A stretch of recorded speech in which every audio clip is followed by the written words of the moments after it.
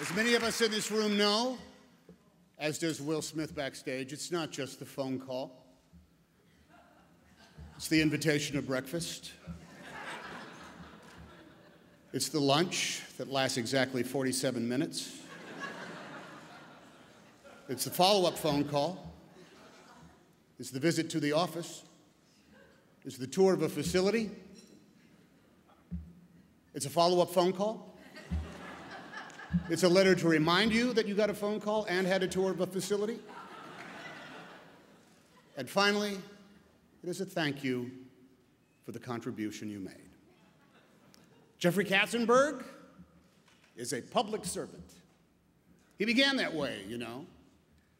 He first started working as a young man with much more hair, but no less energy, for John Lindsay, the mayor of New York City. And that was back when New York City was a raucous jungle of a place, which means for a few years, Jeffrey Katzenberg ran New York City.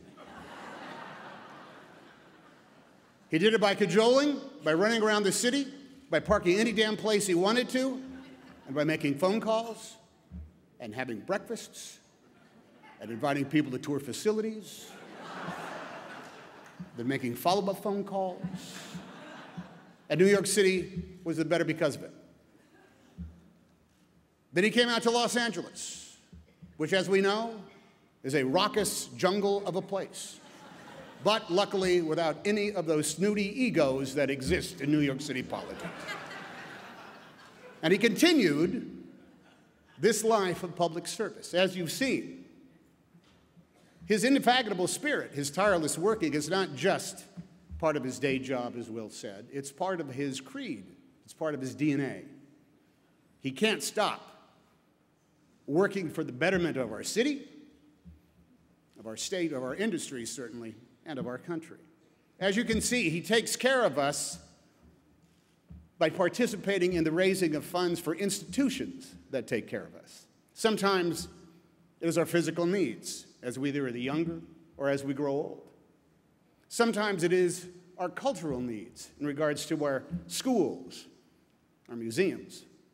And sometimes Jeffrey Katzenberg cannot help but help take care of our spiritual needs, as he did, and I believe it was probably September 14th, 2001, a few days after the worst day that any of us can remember in our lifetime.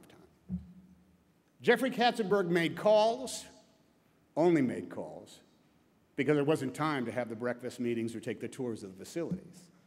But he called and said, we're going to try to do something new, something different. We have to break the rules on this one.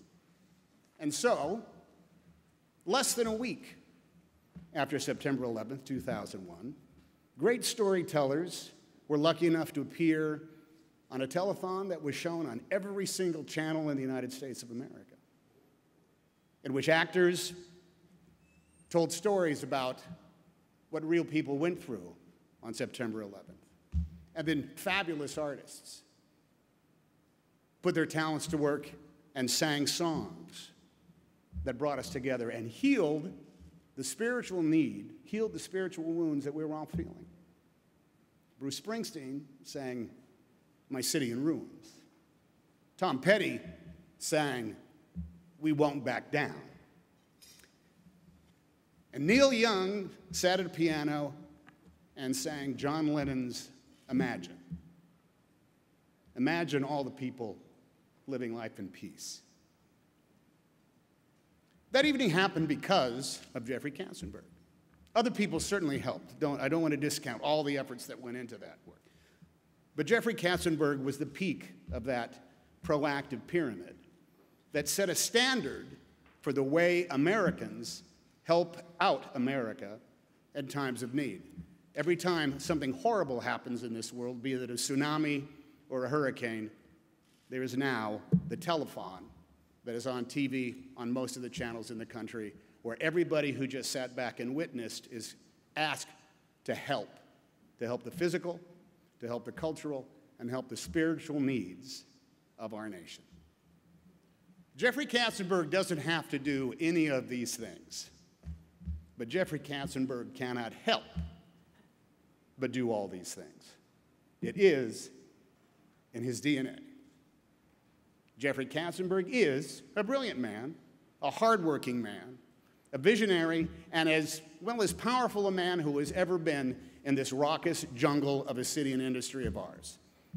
But more than anything else, Jeffrey Katzenberg is a public servant, and it is my honor to present to him tonight the Jean Hersholt Humanitarian Award.